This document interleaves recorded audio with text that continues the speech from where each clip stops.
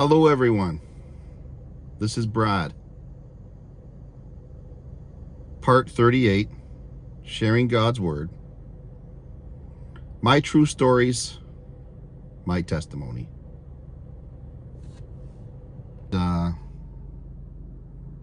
Said they seen my videos and seen my Facebook page and moved them. And basically, his words, not mine, he was on the line of committing suicide.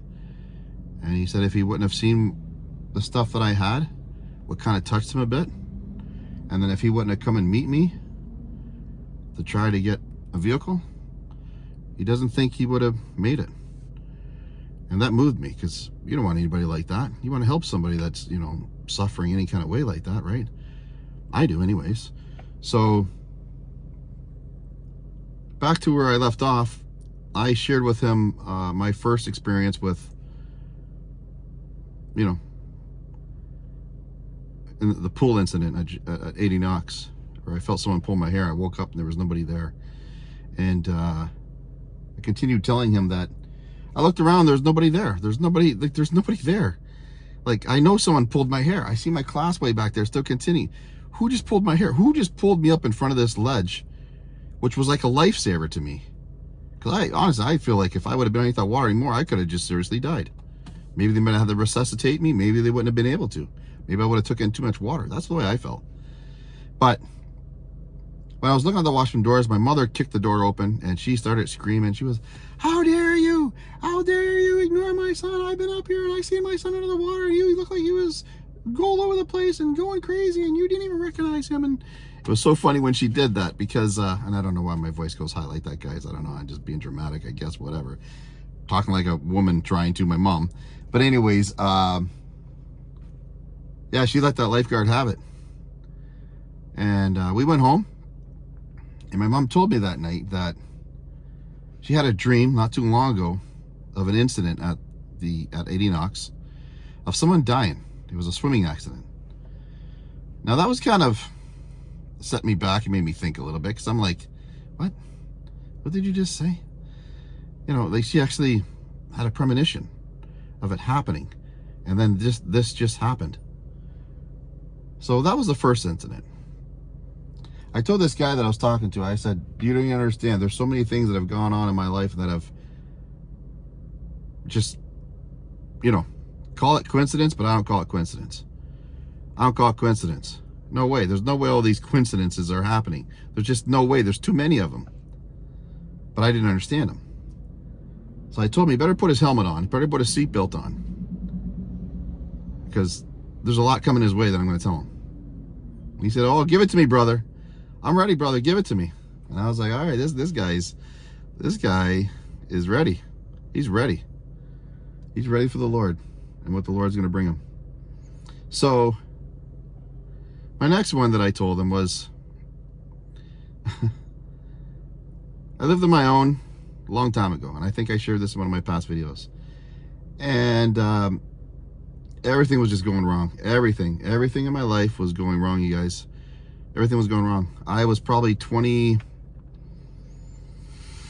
I'm going to say, I think I was 29 years old. Yeah, because it was 1999. 29 years old. And every Tuesday, my mom would call me to go to church. Every Tuesday, she would call me to go to church, I believe it was. It might have been Wednesday, but every week she called me to go to church for Bible study. And I just dreaded it. I dreaded it because I knew it was coming. And I was like, oh man, I was always trying to come up with excuses and stories to tell my mom why I didn't want to go. Oh, I'm not feeling good today. Oh, I'm going to play with my friends today. Oh, I'm going with my girlfriend today. Oh, I'm just in the shower. Oh, I don't got time. I got a lot of this to do, that to do. Like, just anything I could think of, I'd made up because I didn't want to go. Well, this one time, my mom called, and I'm telling you guys, everything in my life was going wrong. And it's my personal testimony that I wrote out. And from what I can remember, my recollection of memory, it was in the 90s, the weather, and my AC broke. Now, these things all happen around the same day. In the same day. They all happened the same day. My AC broke. I had no cool air. I hate the heat.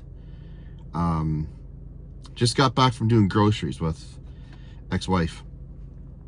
And I believe we took I think we walked to Zares on Dougal Road, and then we took a cab back home. We get home, we got all these groceries. We didn't have a lot. We didn't have a whole heck of a lot. But what we had, and we were making good with it. And the fridge died. The fridge wasn't working. So another stress, another same day. What the heck are we gonna do now? And we had to call my parents. Parents come running over, took our stuffed meats, put it in the freezer at their place, and we had to get it sporadically, just keeping a couple that we can eat for the next day or two. My cats were running around like maniacs. Cat litter, their dusty feet from the sand all over the floor. Oh, it drove me crazy because I'm a very anal clean person. So getting cats, I had outdoor cats before, I never had indoor, and this was just insane. The litter box and their messes. 2 of them, fur, oh my God, I was losing my mind. And then my ex was pregnant with our son, and she was like a lion with her mane ripped off. I mean, angry, mean. Whew. I don't know what she was going through. I have no idea, but all I know is she was going through it, boy. And I thought to myself, man, wow, this having a baby thing just ain't cool. I never had babies with anybody else before. I never knew what this experience before it was like. So this was making me crazy. And then, you know, jokingly, you know, she weighed 125 pounds. She got toxemia. Toxemia blew her up to like 220. I was 220 at the time. It freaked me out. I mean, you see your ex-wife blow up like a balloon. Like, what? Whoa! You know, you freak out. You're thinking, okay, she's going back, right? Yeah, she's going back. Yeah, I guess it's part of pregnancy. You got a baby, you blow up, and then you lose the baby, and then back. No, it doesn't happen. It doesn't happen that way. It does not happen that way. So that was scary for me because I had never went through that before. And then I found out that not only that, but because she had toxemia, my mother took me to the side and said, hey, look, let me just let you know, I almost lost somebody this way that almost died. You better get in there with your wife, and you better be by her side, because if she dies, you're gonna have to raise this baby on your own. I'm like, what? My stress level just went. That's probably why I lost my hair so much earlier. I was stressed to the roof. I raise a baby, but what? Diaper, burp, baby food, milk. What are you talking about? Go to work? Man, no. She ain't going nowhere. So I was freaking. Then we were about 6 months behind in rent, which our rent, I think, if I remember, was about, oh, you guys, don't kill me if I'm wrong, it was either $475, $485, or $517. We're about 4 to 6 months behind in rent. We were on the eviction roll, big time. And I just didn't know what to do anymore. So because my life was so dark, because my life was going in so many wrong ways, and it was just brutal. My mom and dad were so happy. My mom and dad were getting along. My mom and dad seemed like they were this on top of the world and living good. Yeah, did they argue? Yeah. Did I see them fight? Yeah, many times. But for the majority of their life, they just seemed to be good, in a good place, and happy and joking. I didn't have that. My life just seemed to be kind of dark and gloomy and not happy and miserable and poverty and no money and this and that and fighting, and oh my gosh, it was just full of it, and I was just tired of it. So my mom was always telling me to call upon the Lord. My mom was telling me always go to church. My mom was always telling me all this positive stuff, and I never listened to her. This day I said, okay, I'm gonna give it a try. I gotta see what's going on here. So I see my mom and dad pray this and that before, but I never prayed right like them, right? Like I seen a little bit, and I, you know, like I said, I really thought my parents were like from aliens or talking to aliens, and you know, I didn't really believe in it. So it took a few minutes, and I, you know, before my mom called me, and I talked to this God that I didn't even know, and I said, Lord, I don't know if you're there, I don't know if you're real, but if you are, reveal yourself tonight to me, because, you know, show me proof that you're there. And you know, if I see proof that you're there, then I'm gonna try to do the best I can, become a Christian, born again, and try to live righteous. And I said that prayer. And then I said at the same token, but if you're not real, leave me the heck alone. Like, I'm tired of this mental fight in here. Like, it just feels like I was going through a mental fight, like up and down of, you know, like, you know, I don't know what it was. I don't know what it was. It was just like a mental fight. So my mom calls. Bradley, you want to go to church? It's the same routine. But this time I said, yeah, Mom, I'm going to go with you tonight. My mom went off the wall. Oh my God, my son was going to church. Oh my God, oh my God. Oh, she was going crazy. She was screaming. It sounded like the phone dropped, to be honest with you. Then she picks the phone back up and she's going on, going on. I'm like, holy cow, my mom really wanted me to go. So she goes on and on and on and on. And then she stops herself and goes, and don't you wear any holy jeans to church. Don't you wear those cutoff shorts. You make sure you look nice, Brad. You're going to church. You be respectful. You dress up. You look nice.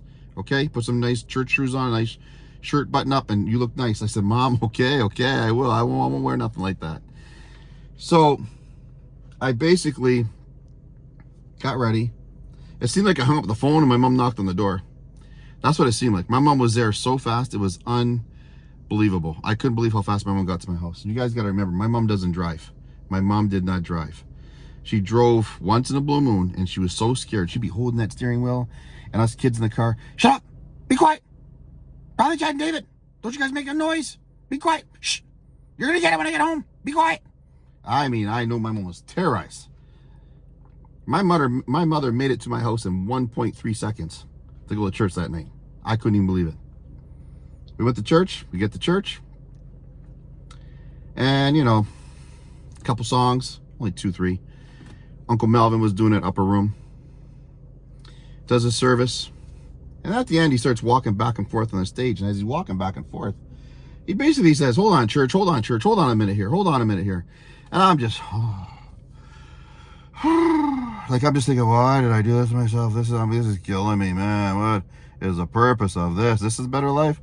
Oh my gosh, get me out of here. And I'm just puffing and puffing. And then finally says, there's somebody in this church tonight that wants to know if I'm real. There's somebody in this church tonight that wants a sign.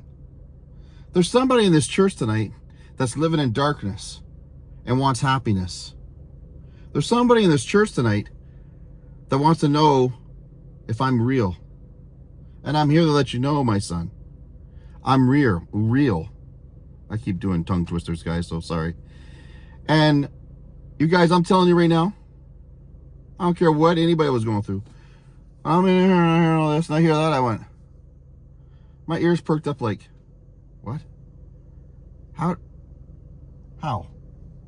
What? How? I didn't tell my uncle my prayer I just did at home. How does he know my prayer? How's he saying the words I just said in my apartment in the dark? How? There's no way. There's no way.